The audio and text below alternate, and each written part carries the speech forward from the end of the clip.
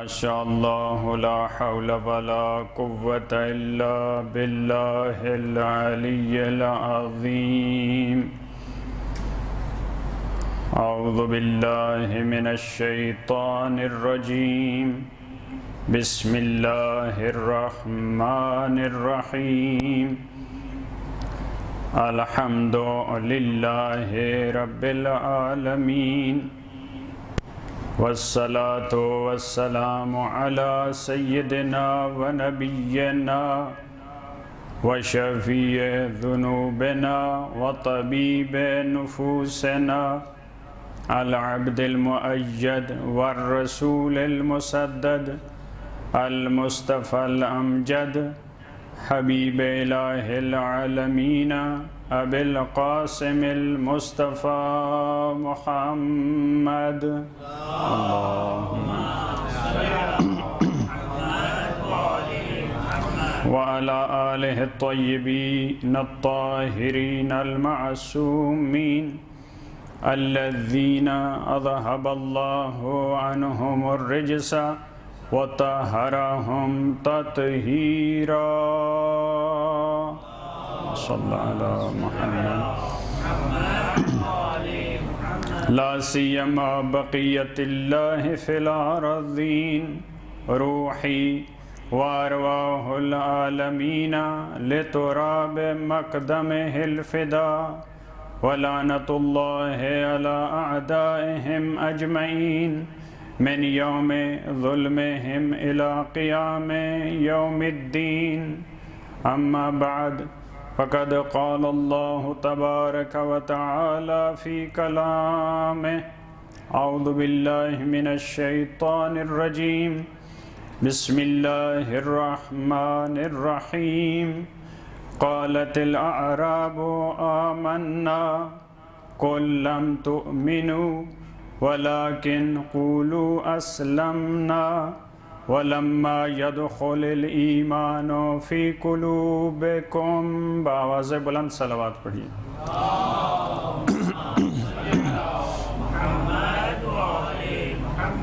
مومنین وہ ہیں اذا تلیت علیہم آیاتہ زادتہم ایمانا. ایک طریقہ جس سے انسان کا ایمان بڑھتا ہے وہ اللہ کی آیات کی تلاوت ہے. جب اس مومن پہ قرآن کریم کی، پروردگار کی آیات کی تلاوت ہوتی ہے تو اس کے ایمان میں اضافہ ہوتا ہے. یعنی قرآن سے تمسک، اگر قرآن ہماری زندگی میں آ جائے تو ہمارا ایمان بڑھتا چلا جائے گا. دیکھیں ماہ رمضان کو فضیلت کس وجہ سے ملی. ہم میں سے بہت ساروں کا یہ خیال ہے کہ ماہ رمضان کی فضیلت اس کے روزوں سے ہے، اور یہ بھی آپ کے سامنے وہ روایات موجود ہیں کہ جتنی آسمانی کتابیں ہیں وہ ماہ رمضان میں نازل ہوئی ہیں. زبور ماہ رمضان میں نازل ہوئی، تورات ماہ رمضان میں، انجیل ماہ رمضان میں، صحف ابراہیم ماہ رمضان میں، قرآن کریم ماہ رمضان میں. تو کیا ماہ رمضان کی فضیلت اس کے روزوں کی وجہ سے ہے؟ دیکھیں، ایک ماہ رمضان کی فضیلت اس کی ذاتی فضیلت ہے، جس نے اس کو تمام مہینوں کا سردار بنایا. اسی وجہ سے آسمانی کتابیں اس میں آ رہی ہیں. لیکن جس نے ماہ رمضان کی فضیلت کو 4 چاند لگائے ہیں وہ ماہ رمضان میں قرآن کریم کا نزول ہے. یہ وہ مہینہ ہے، فرمایا انزل فیہ القرآن شہر رمضان الذی انزل فیہ القرآن. یہ نہیں فرمایا شہر رمضان انزل فیہ الصیام. یہ نہیں فرمایا کہ ماہ رمضان وہ مہینہ ہے جس میں روزے آئے ہیں. قرآن کریم نے ماہ رمضان کا تعارف روزوں سے نہیں کروایا بلکہ قرآن سے کروایا ہے. ماہ رمضان کو سید الشہور، تمام مہینوں کا سردار، یہ کس نے بنایا ہے؟ قرآن کریم نے بنایا ہے. ماہ رمضان کے اندر ایک ایسی رات انا انزلناہ فی لیلۃ القدر، یہ لیلۃ القدر یہ کس میں ہے؟ ماہ رمضان میں ہے. یہ ایسی رات دیکھیں، بڑے کم مقامات پہ قرآن کریم میں ختمی مرتبت کو یہ خطاب ہے کہ آپ کو کیا معلوم.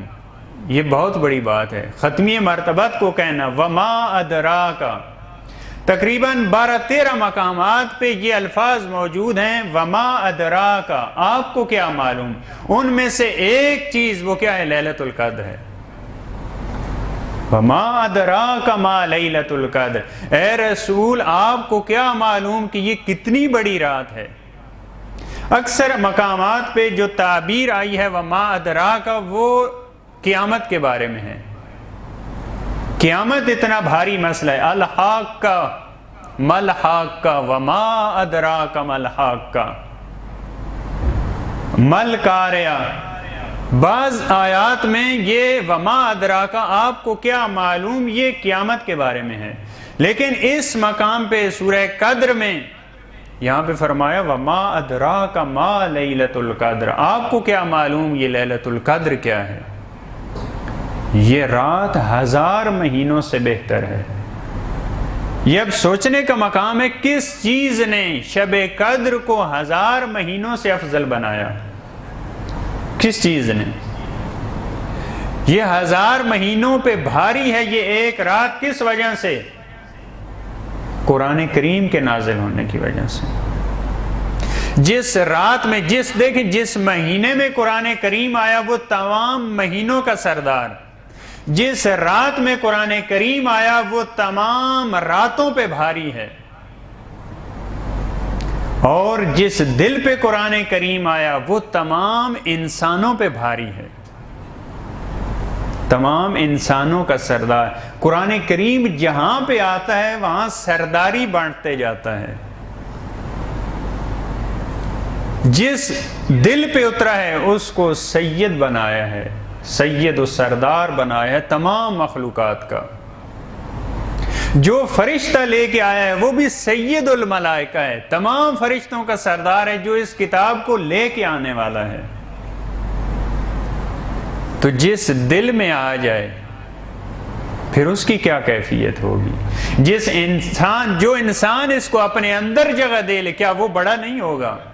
ہر انسان جتنا اپنے دل میں، جتنا اپنی روح میں قرآن کو جگہ دیتا جائے گا اتنا وہ انسان بڑا ہوتا جائے گا، اتنا اس انسان کا مرتبہ بلند ہوتا جائے گا، اتنا اس کا ایمان بڑھتا جائے گا، اس میں اضافہ ہوتا جائے گا.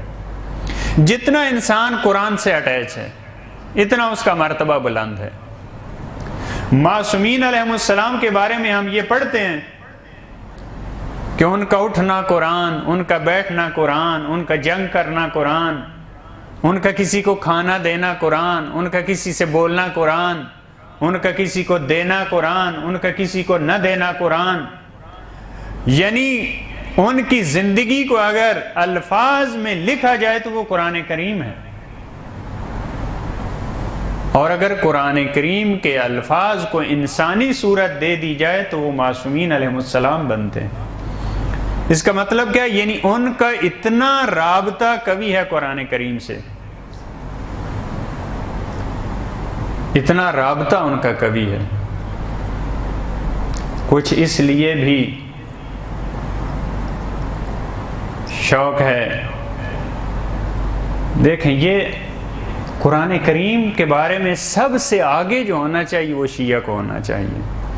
ہمارے معصومین علیہ السلام سب سے زیادہ جو قرآن کریم کے قریب ہیں وہ یہ ہستیاں ہیں، معصومین علیہ السلام. اور مولا کائنات نے اپنی آخری وصیت میں یہ فرمایا اللہ اللہ فی القرآن. جب ضرب لگ چکی ہے مولا کو، زخمی ہیں، اس وقت دیکھیں بستر مرگ پہ ہیں، بستر شہادت پہ ہیں. امام علیہ السلام جو اس وقت وصیت کر رہے ہیں وہ سب سے اہم چیز ہے، اس سے کوئی اہم چیز نہیں ہو سکتی، کیونکہ امام علیہ السلام کو معلوم ہے میرے آخری لمحات ہیں. امام حسن علیہ السلام کو وصیت فرمائی ہے، باقی اولاد کو وصیت. اور اس وصیت نامے کو ایک بار اٹھا کے دیکھیں، ماہ رمضان مولا کا مہینہ بھی ہے. فرمایا ومن بلغہ کتابی، یہ میری نصیحت، یہ میری وصیت ہر اس انسان کے لیے ہے جس تک یہ میرا خط پہنچے.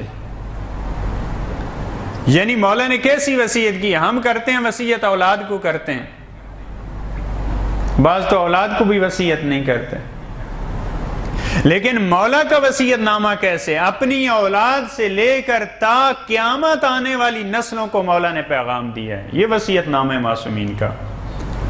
فرمایا اللہ اللہ فی القرآن لا یسبقکم غیرکم العمل بہ، تمہارے غیر عمل میں قرآن کریم میں تم سے آگے نہ بڑھ جائیں.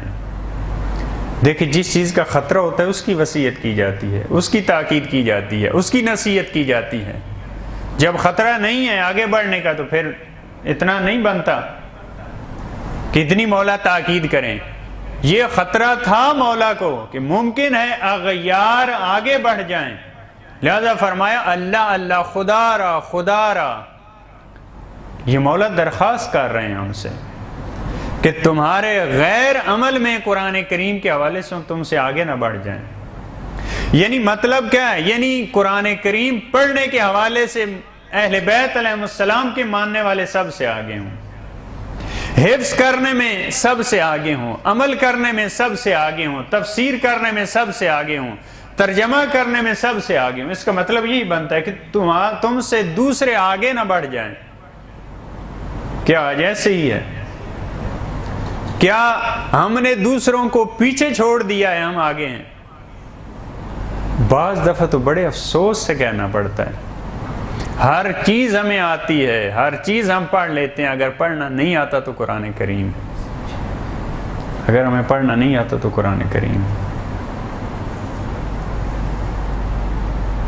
بعض نے ایک بڑی سادہ سی سمپل ہم بات کرتے ہیں اسٹیج پہ اور ممبر پہ، بڑی کہنا آسان ہوتی ہے کہ اہل بیت کا قرآن قصیدہ ہے. یہ آپ نے سنی ہے کئی بار. قرآن اہل بیت کا، اور ہے بھی ایسے، قرآن اہل بیت کا قصیدہ ہے. اچھا اگر اہل بیت کا قرآن قصیدہ ہے تو پھر سب سے زیادہ کس کو پڑھنا چاہیے یہ قصیدہ؟ جب اہل بیت کا قصیدہ ہے، محسن نقوی نے کہا ہے کہ خدا اس کے درجات بلند کرے، عظیم شخصیت، بآواز بلند درود پڑھیے ان کی بلندی درجات کے.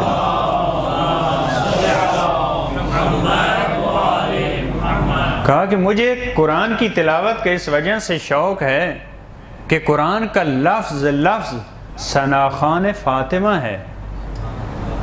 کہا مجھے قرآن کی تلاوت کا اس لیے شوق ہے کہ قرآن کا لفظ لفظ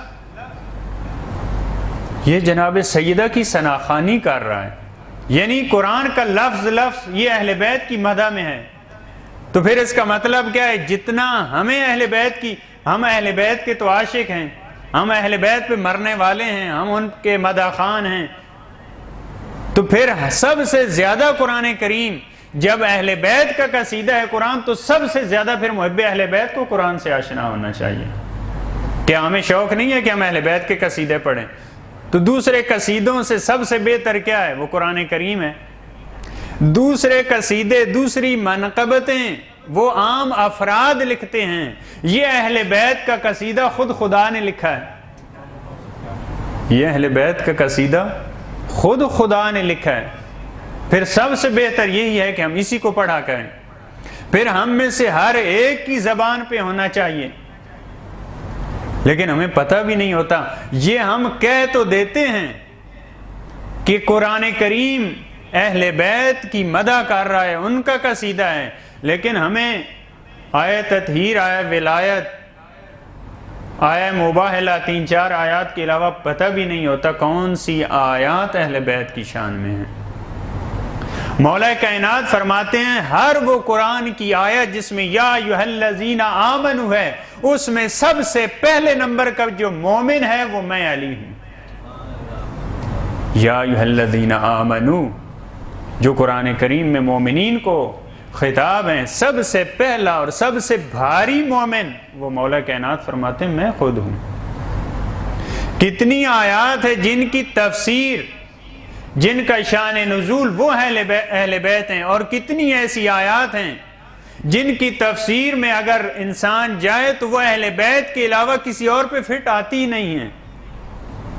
کوئی اور ہمیں سانچہ نہیں ملتا جہاں پہ اس آیت کو فٹ کیا جائے، اگرچہ وہاں پہ اہل بیت کا نام نہیں لیا گیا، لیکن ہم جب ڈھونڈتے ہیں عرب معاشرے میں ختمی مرتبت کے صحابہ میں، ہمیں مولا کائنات کے علاوہ کوئی شخصیت نہیں ملتی یہ آیت جس کو ہم دیں، لیکن یہ فقط نام کی حد تک نہ رہے۔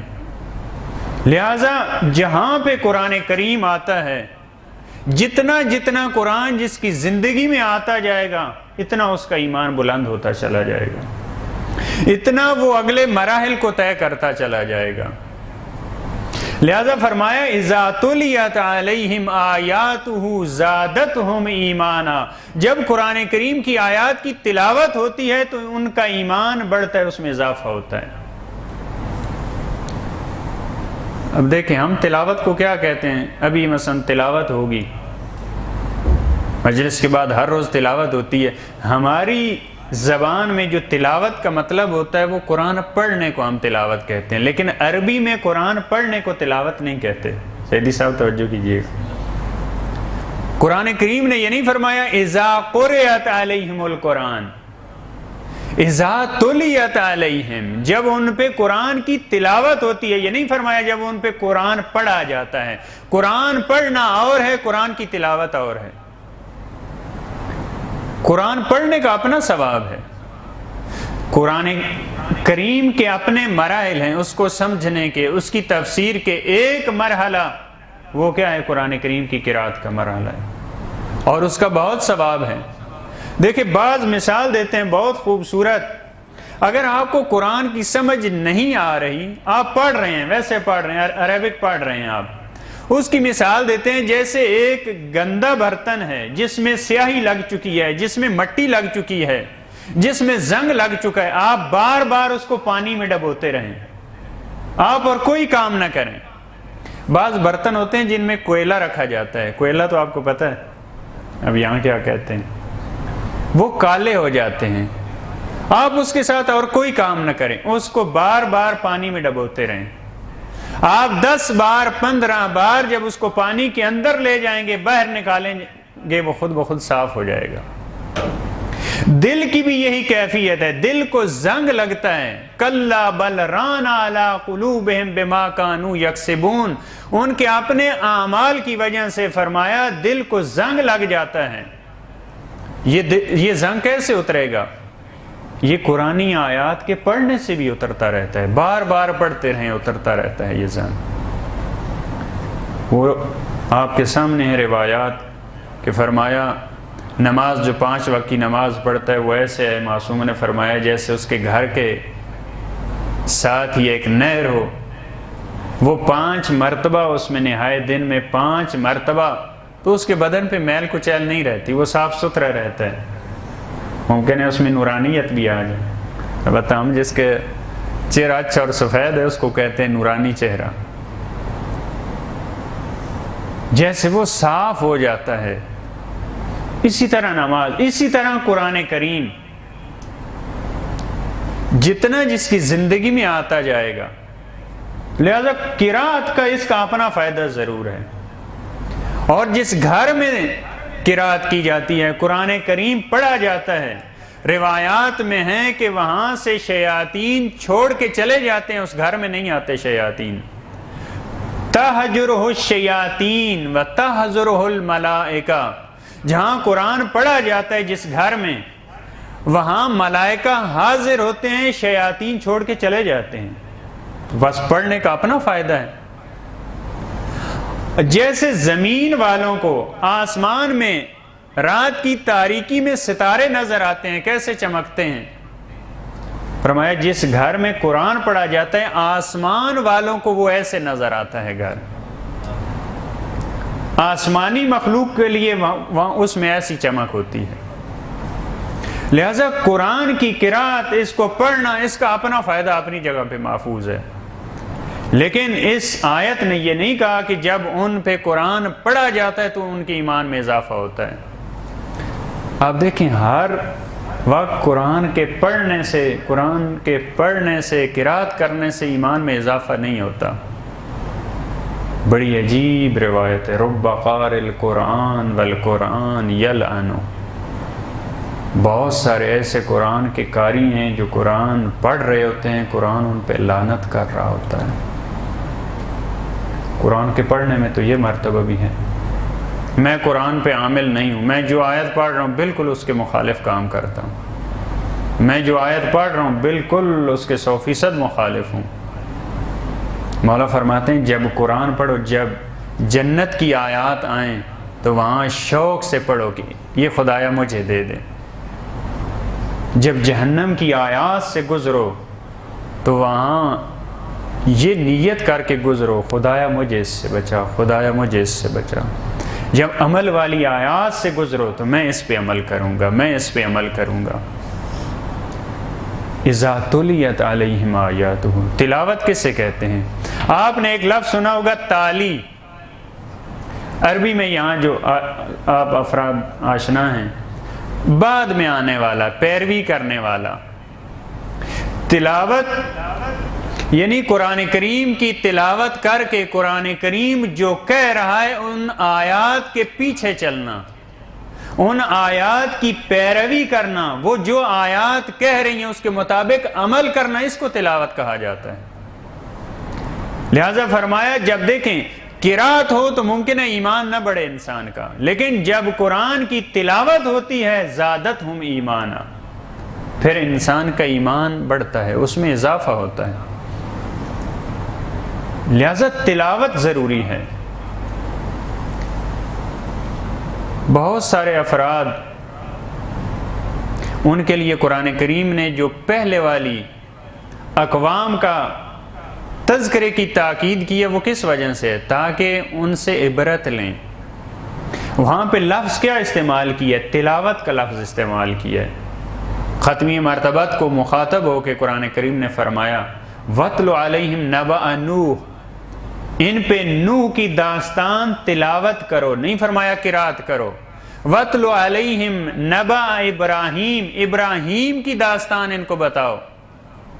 وَاتْلُ عَلَيْهِمْ نَبَأَ ابْنَيْ آدم، آدم کے فرزند حضرت حابیل اور قابیل قاتل کا تذکرہ ان کو بتاؤ۔ کیا الفاظ ہیں؟ وَاتْلُ، وَاتْلُ یعنی تلاوت، یعنی جب تلاوت ہوگی تو یہ سوچیں گے، پھر ان آیات کے تقاضوں کے مطابق اس پہ چلیں گے اور اس پہ عمل کریں گے۔ جب قرآن کی تلاوت ہوتی ہے، جب انسان غور کرتا ہے تو پھر ایک آیت انسان کی زندگی کو تبدیل کر کے رکھ دیتی۔ سلمان فارسی بازار سے گزر رہے ہیں، ایسا بازار ہے جس میں تیر، تلواریں، نیزے یہ چیزیں بناتے ہیں، لوہے کا کام ہوتا ہے وہاں پہ۔ دیکھا ایک نوجوان گرا ہے، تڑپ رہا ہے، سارے لوگ اکٹھے ہیں، پریشان ہیں، شاید یہ مریض ہے، بیمار ہے۔ جب دیکھا سلمان آ رہے ہیں تو کہا سلمان آئیں، کوئی دعا پڑھیں تاکہ اس کو افاقہ ہو جائے۔ یہ بازار سے گزر رہا تھا، اچانک اسے کیا ہوا، گر گیا، یہ تڑپنے لگ گیا۔ سلمان جب قریب آئے وہ نوجوان اٹھ کے بیٹھ گیا، کہا مجھے کوئی بیماری نہیں ہے۔ لوگ سمجھ رہے تھے یہ بیمار ہے، بعض ہوتے ہیں ہمارے فرض کریں مرگی کے مریض ہیں، اچانک انہیں دورہ پڑ جاتا ہے، تڑپنے لگ جاتے ہیں، گر جاتے ہیں، لوگ سمجھ رہے تھے یہ مریض ہے۔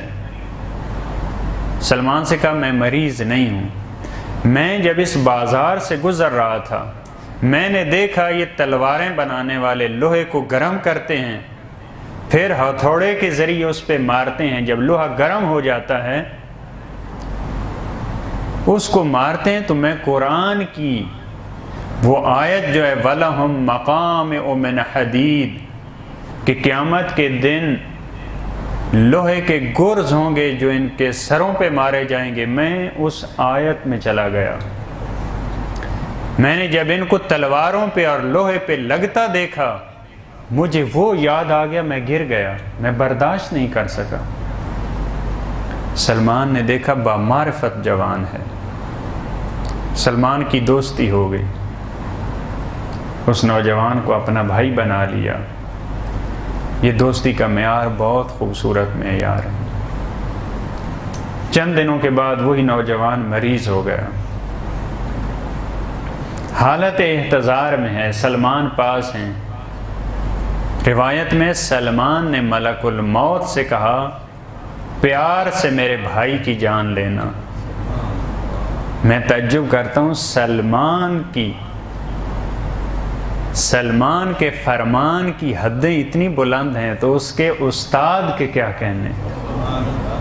سلمان ملک الموت کو یہ کہہ رہا ہے میرے دوست اور میرے بھائی کی جان بڑے پیار سے لینا۔ ملک الموت نے کہا فقط تیرے بھائی نہیں، جو بھی مومن ہوتا ہے میں اس کی جان بڑے پیار سے کھینچتا ہوں۔ ایک آیت فقط اس نے سنی ہے، وَلَهُمْ مَقَامِعُ مِنْ حَدِيدٍ۔ جو قاری ہوتا ہے وہ قرآن پڑھ دیتا ہے، ماہ رمضان میں 10 بار پڑھ دیتا ہے، اس کو کوئی پتہ نہیں چلتا۔ اب پہلے یہ بہت روایت ہمارے ہاں کہ ایک رات میں پورا قرآن ختم کرتے ہیں، پتہ نہیں آپ نے سنا ہے یا نہیں، ایک رات میں پورا قرآن۔ بہت توجہ کرنے سے پتہ چلتا تھا، سمجھ آتی تھی کہ کیا لفظ کہا ہے، بڑی غور کرنے سے پتہ چلتا تھا کہ کس آیت سے گزر رہے ہیں۔ معصومین علیہ السلام کی یہ روش تھی، ماہ رمضان میں یعنی ہر 10 دن میں ایک ختم۔ اور معصوم فرماتے تھے اگر یہ تدبر کا، اگر غور و فکر کا حکم نہ ہوتا تو ہم اس سے زیادہ پڑھتے۔ ہر آیت پہ ہم رکتے ہیں، ہر آیت میں غور کرتے ہیں، پھر آگے بڑھتے ہیں۔ لہذا جب انسان ایسے پڑھتا جاتا ہے، قرات کرتا جاتا ہے، تو پھر کچھ پتہ نہیں چلتا آیات کیا کہہ رہی ہیں۔ لیکن جب تلاوت کرتا ہے پھر وہ انسان غور کرتا ہے، وہ فکر کرتا ہے۔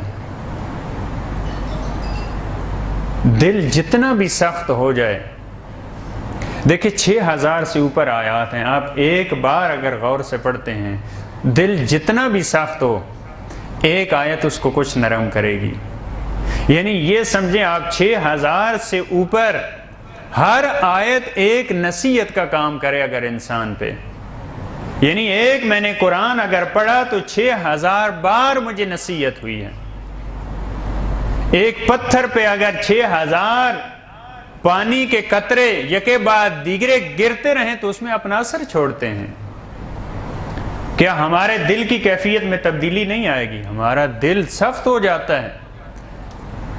قرآن کریم نے فرمایا بہت سارے افراد ایسے ہیں قلوبہم کالحجارہ او اشد قسوہ، ان کے دل پتھر کی طرح ہو جاتے ہیں۔ بعض ایسے ہیں جن کے دل پتھر سے زیادہ سخت ہو جاتے ہیں،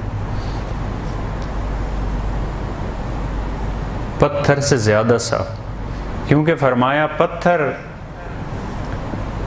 وہ خوف خدا سے کبھی گرتے ہیں، خوف خدا سے کبھی پتھروں سے پانی نکلتا ہے، چشمے پھوٹتے ہیں، لیکن جو دل پتھر ہو جاتا ہے اس کی آنکھ سے آنسو نہیں آتے پھر۔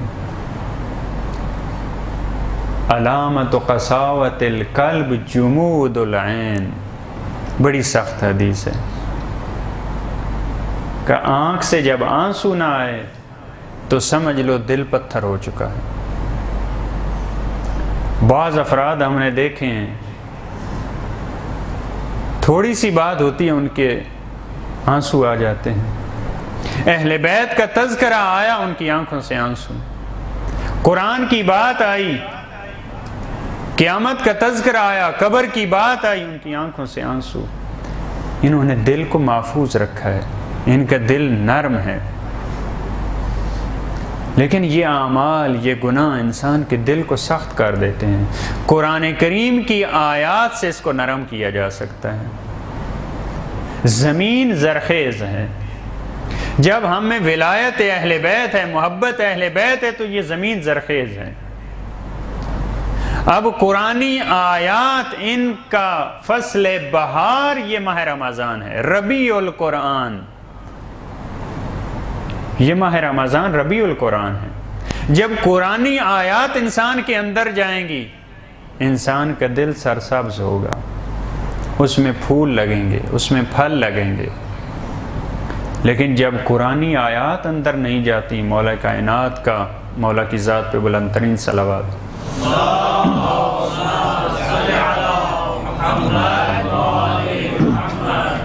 جب قرآنی آیات انسان کے اندر نہ جائیں، جس دل میں خدا نہ رہتا ہو، القلب حرم اللہ لا تدخل حرم اللہ غیر اللہ۔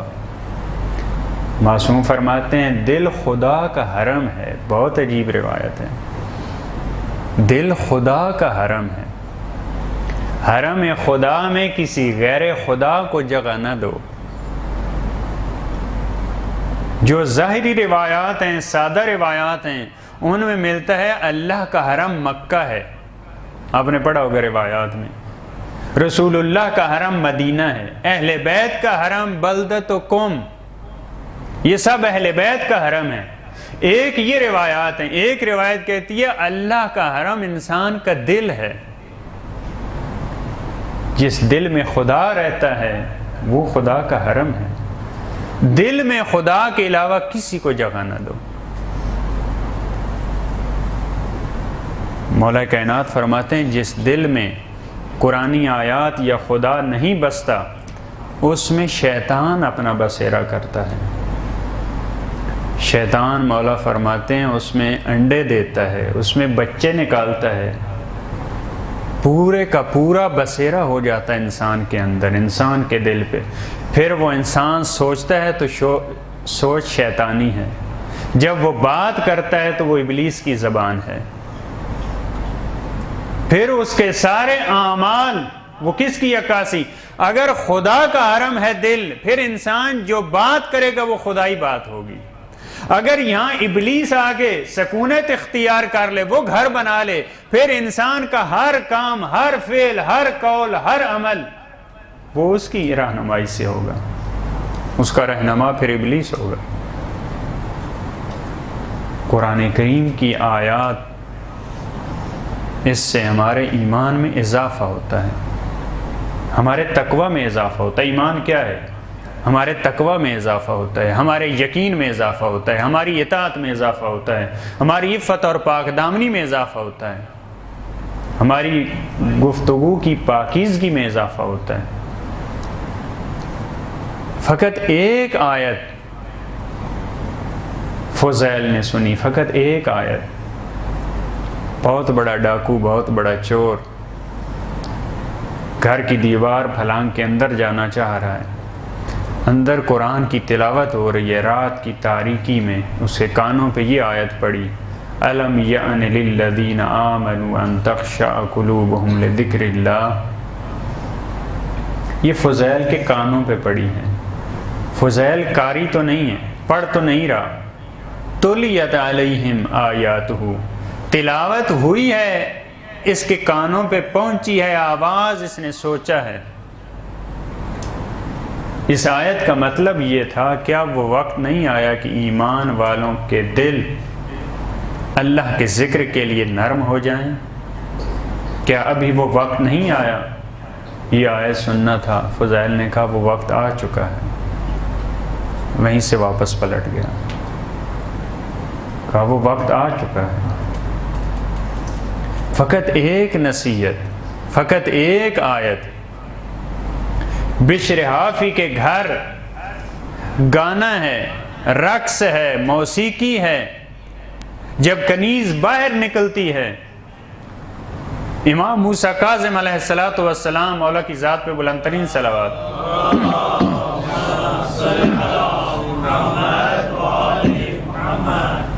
کنیز باہر نکلتی ہے کسی کام سے، دیکھا کہ اس نے لیٹ کی ہے، امام علیہ السلام گلی سے گزر رہے ہیں، پوچھا کنیز سے یہ آزاد کا گھر ہے یا غلام کا گھر ہے؟ کہتی ہے یہ آزاد کا گھر ہے۔ مولا فرماتے ہیں ہاں ٹھیک کہا تم نے، یہ آزاد ہے تو اس کے گھر کی یہ حالت ہے، اگر یہ کسی کا غلام ہوتا، اگر یہ کسی کا بندہ ہوتا، پھر اس کے گھر کی یہ حالت نہیں ہونی تھی۔ کنیز واپس گئی، بشر نے پوچھا دیر کی ہے؟ کہا اس طرح ایک آدمی ملا، اس نے مجھ سے یہ سوال کیا، میں نے یہ جواب دیا۔ پوچھا کس قسم کا فرد تھا، اس نے علامتیں بتائیں۔ بشر کو جوتا بھول گیا، جوتا نہیں پہنا، ننگے پاؤں دوڑا، اور تاریخ میں ہے جب تک زندہ رہا اس نے جوتا نہیں پہنا، اس لیے معروف ہو گیا حافی، بشر حافی یعنی ننگے پاؤں چلنے والا، تاکہ وہ واقعہ پوری زندگی مجھے یاد رہے۔ یہ ایسے افراد ہیں جنہوں نے ایک لمحہ سوچا ہے، غور کیا ہے، فکر کی ہے۔ اذا تلیت علیہم آیاتہ زادتہم ایمانا، قرآن کریم کی آیات یہ انسان کی کایا پلٹ دیتی ہیں۔ اہل بیت علیہ السلام کے ماننے والے، امام زمانہ کا عقیدہ رکھنے والے، سب سے زیادہ ان کو زیب دیتا ہے کہ وہ قرآن سے مانوس ہوں۔ رسول اللہ نے فرمایا تھا میں 2 چیزیں چھوڑ کے جا رہا ہوں، ایک قرآن، ایک اہل بیت۔ ما ان تمسکتم بہما لن تضلوا بعدی ابدا، اگر ان دونوں سے متمسک رہو گے، ایک سے نہیں فرمایا، اگر ان دونوں کے دامن کو تھامے رکھو گے پھر تو گمراہ نہیں ہو سکتے۔ ہم نے اہل بیت کے دامن کو تھاما ہے، اسی طرح ہمیں قرآن کے دامن کو بھی تھامنا ہے۔ اس کے لیے بہترین فرصت وہ ماہ مبارک رمضان ہے۔ آج جمعہ کا دن ہے اور یہ دن 12ویں آقا سے منسوب ہے۔ جمعہ کا دن روایات میں ہے امام زمانہ کے لیے سخت ہوتا ہے، لہذا بہت سارے افراد جمعہ کے دن امام زمانہ کی سلامتی کے لیے جمعہ کے دن صدقہ دیتے ہیں، جمعہ کے دن خصوصاً عصر کو، اور بعض علماء نے کہا ہے کہ جمعہ کی عصر کو جو مومن واقعی ہے اس کا دل پریشان ہوگا، کیونکہ ایک اور جمعہ گزر گیا، فرزند زہرا نہیں آیا۔ لہذا دلی کیفیت مومن کی وہ خوشی والی کیفیت نہیں ہوتی جمعہ کے دن، اور یہ دیکھا گیا بعض افراد کو کہ جمعہ کے دن ان کے دل کو گھٹن سی محسوس ہوتی ہے، حالانکہ کوئی مشکل نہیں ہوتی، کوئی ظاہری مشکل نہیں، کیونکہ اپنے امام کے ساتھ اتنا رابطہ قوی ہے۔ امام فرماتے ہیں کہ ہم تمہارے حالات سے غافل نہیں ہیں، ہمیں سب کچھ معلوم ہے، ہم آگاہ ہیں تمہارے حالات سے۔ انا غیر محملین لمراعاتکم ولا ناسین لذکرکم، ہم تمہارے یاد کو نہیں بھولتے، تم ہمیں یاد ہو۔ اور بعض روایات میں تو مولا کائنات سے ہے، واقعاً تعجب آور ہیں وہ آیات روایات۔ فرمایا ہم تمہارے پریشان ہونے سے پریشان ہوتے ہیں، ہم تمہارے مریض ہونے سے مریض ہوتے ہیں۔ اتنا رابطہ امام کا اپنے شیعوں سے محکم اور مستحکم ہے۔ آج میرا دل چاہتا ہے امام کا دن ہے، کربلا کے وہ مصائب بیان کیے جائیں جو خود امام نے نوحہ پڑھا ہے۔ جو مصیبت زیارت ناہیہ میں امام زمانہ نے پڑھی ہے، فَلَأَنْدُبَنَّكَ صَبَاحًا وَمَسَاءً، دادا میں صبح و شام تمہاری مصیبت پہ گریہ کرتا ہوں۔